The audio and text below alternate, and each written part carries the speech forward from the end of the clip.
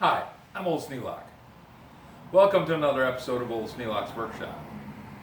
While I was having my morning coffee, I was answering questions. And one of the questions was, what got you started on grindstones?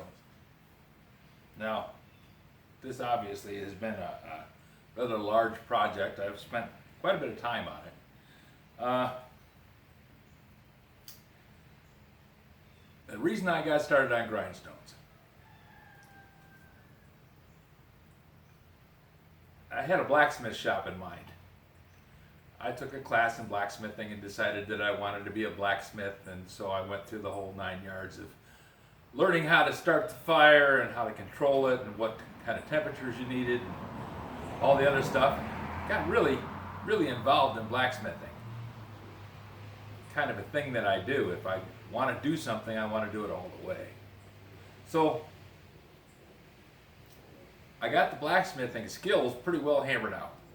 Yeah, pun intended. And I decided, okay, I'm going to put a blacksmith shop in the back of the workshop. So I had a lean-to that was kind of a shed that was attached, and the foundation was gone, the walls were gone, everything. It was just pretty much a wreck. So I went through and did pretty much the same thing to the blacksmith shop that I had done to the workshop. I rebuilt it. I put new foundation in. I poured a floor. I took the walls off and put the walls back up, restored them to a simulation of what they were when back in the 1890s when the thing was built.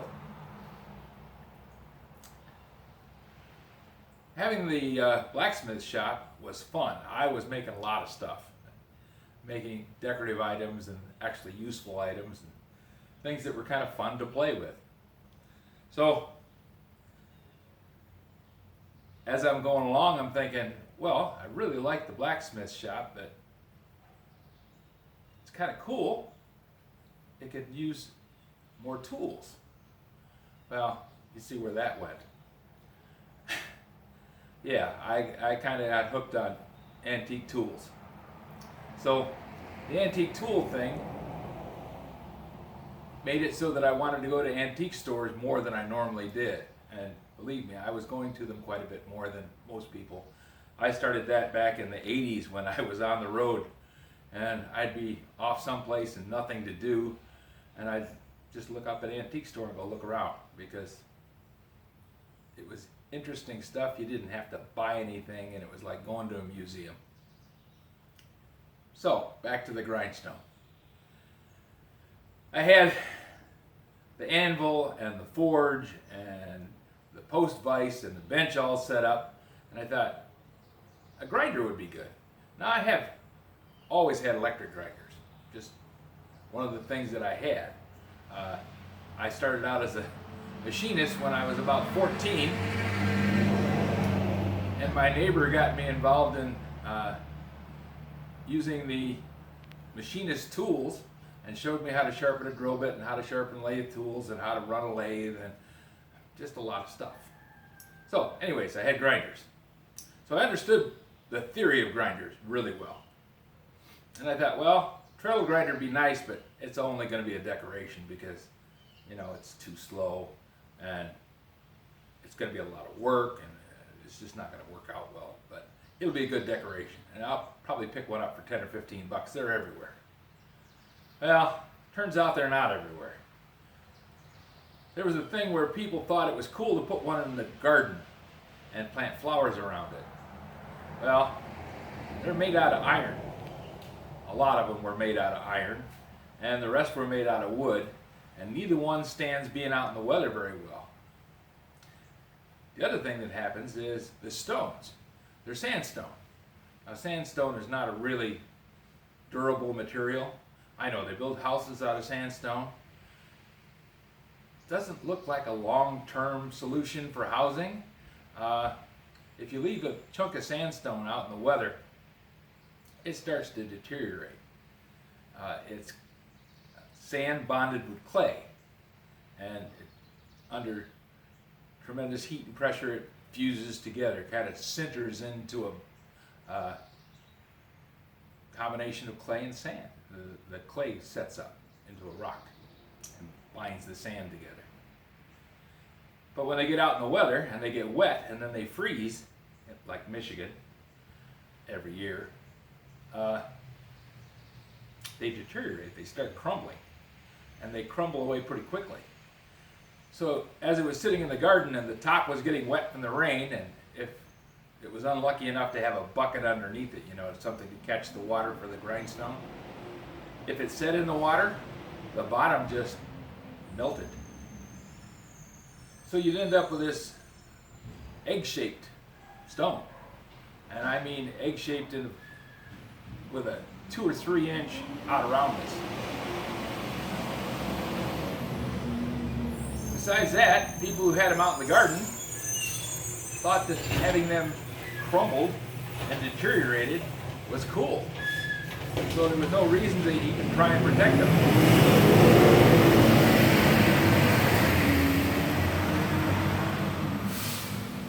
Garbage man. So, grindstones were 1, valuable because people thought they were cool in the garden. 2, slowly melted away, and I'm not talking about over a year. I'm talking 10 or 15 years, maybe even 20 years. And then they didn't want to sell them because they thought the old rotted, ugly looking thing was cool in the garden. So those 3 things kept me from finding a grindstone. But kind of like the anvil story, and someday I'll tell you the anvil story.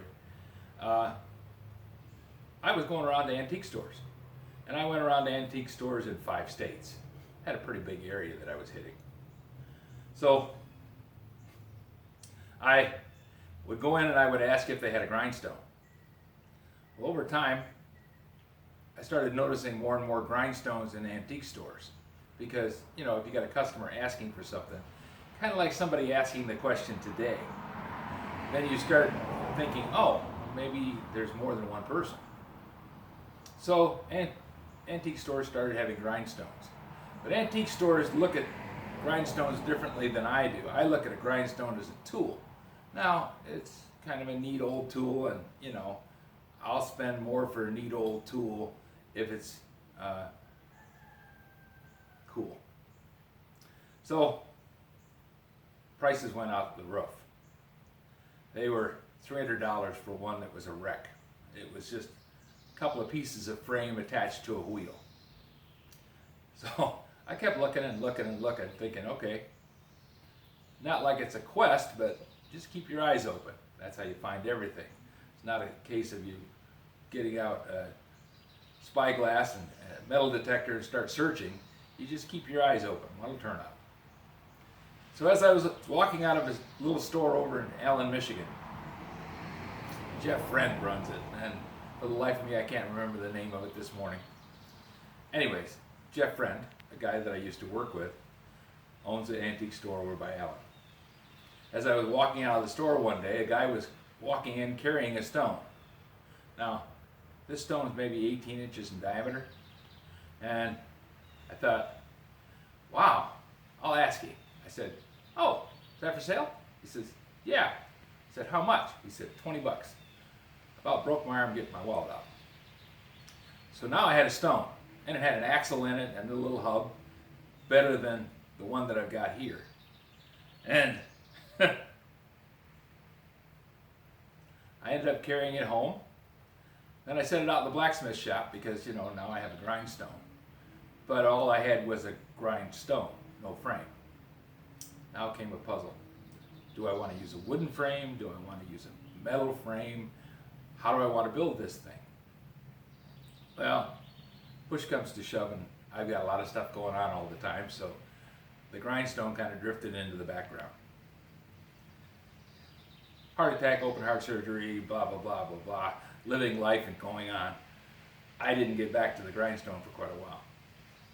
I finally got the axle freed up one day by soaking it in Croil for a month, and then every day going out and tapping the axle. That was a thing that I just did, kind of like looking for a grindstone. When you're out in the shop and you see it sitting there, you take the can of Croil, you hit it a couple of shots, and then you take a small ball-peen hammer and tap the end of the shaft. Tap, tap, tap. Not whacking it, just tapping it. So I got the axle out. Now I'm thinking, okay, great. Now I really got to look for a frame because I've got this thing ready to go. The axle that was in it was pretty much shot, and I thought I can't do much with it until I get the axle fixed. So now the axle problem was taken care of. So I went looking for a frame. I had always been looking for a frame, but now it was a little more concentrated. Well, there weren't any frames to be had any more than grindstones. And I thought, okay, I'll just get a design of one. Now I couldn't find the grindstone, period. I didn't see them. They weren't out in the yards anymore. I think they got recycled. Things changed and people no longer wanted to have an old grindstone sitting out in the yard, so they wanted to scrap. I was going through Coldwater, and I stopped at a little antique store, the Coldwater Antique Store, unique name. And as I was walking out of the building, I noticed sitting over by a shrub out front by the flagpole was this grindstone. And the sides were flaking off. It didn't have a price tag on it. Quite often things that are sitting outside an antique store for sale, but they put a paper tag on it, and if it sits there longer than a couple of months, paper tag just dissolves. So I thought, okay, I'll go in and ask. I went in and asked, I said, how much you want for the grindstone? I said, well, I don't know. I said, I'll give you 30 bucks. I bought a grindstone. This one. 25 inches in diameter, 2 3/4 inches thick, with a terribly rotted out, ugly looking, barely functional axle. But I had it. Still needed a frame. I'm driving through Schoolcraft. Schoolcraft is a kind of a antique place. You know, they've got a lot of stores in there. And a lady had just opened a new antique store. And sitting out front was a grinder with part of a frame and the wheel. I paid her $60, more than I normally pay for anything, but I paid her $60 because I wanted it. So now I had a grinder, and I had a frame, and I had a stone. It didn't work. I mean, half the thing was missing. It only had one treadle, it didn't have the linkages, the axles were gone, the bearings were gone, the stone was really ugly. And I said, okay, now we're gonna go after this hammer and tongs and get this thing finished. So I did. That was the first grinder that you've seen, I think it's like 28 stages of making a grinder. Now this was all still, I want to see if I can get it to work because it's kind of a mission. I try and make things that are old and junky work again. Sharpening auger bits and sharpening files and axes and draw knives, and spoke shaves and planes and all kinds of things. So I now had a grinder, and I got it so that it moved, and I still thought it's never going to grind very well, but it's going to be interesting and it'll be kind of a unique thing, and maybe I'll sell it, I don't know. So then I got the bright idea, I'll just take the angle grinder and a diamond wheel, just an angle grinder, and I'll spin that stone and I'll level it out, and because I had looked how people trued up grindstones, and they were using a piece of pipe. Everybody on the internet, the big thing was use a piece of pipe and do that. So I thought, I'm not going to take a piece of pipe, sit there and treadle this thing for a couple of days while I try and get an inch and a half out of roundness out of it. So I took my angle grinder with a diamond wheel on it and trued up the wheel. When I got that done, as part of the deal, I tried it grinding something. Worked really, really well. Actually better than the grindstones that I had on the bench. Better than the grindstones that I had on the center grinders and the centerless grinders at all the jobs that I worked. I mean, the surface finish was beautiful. When I sharpened a knife, I didn't have to go to a hand stone. All I did was put a little water on it and got it cutting.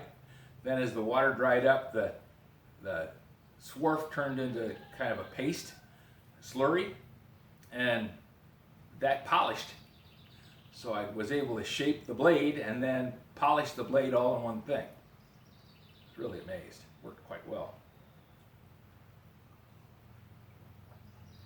So now I had a working grinder in the basement, and I actually use it. I sharpen plane blades on it because the wide stone works really well on plane blades. You don't have to spend a whole lot of time trying to get this 1/2 inch wide or 1 inch wide stone to cover the whole width of a 2 3/4 inch plane blade. You can just put it on the stone and run it back and forth. So I thought, okay, that's cool. Now I got 2 other stones. I got this big one out in the blacksmith shop, and I still got the original small one out in the blacksmith shop. So I said, okay, what do you do now? Well, you make a frame for it. Because I had a pattern to work from, I knew how it worked, and I knew what fit and what functioned well, because I had to adjust the treadles and make the linkages and do the axle and make the cam arms and everything. So, crankshaft, I guess you would call it. So, I knew I could make it, and I thought, time to get that old stone out of the blacksmith shop. Because having it sit in the corner, that's not worth anything. So, that's why I'm making another grinder. No other reason than I can. So if you have any suggestions for a new video, questions about today's video, or any of the other videos on the channel, just drop a note in the comments. You know I read them all. And you never know, the next video might be all about you and your question. Thanks for watching.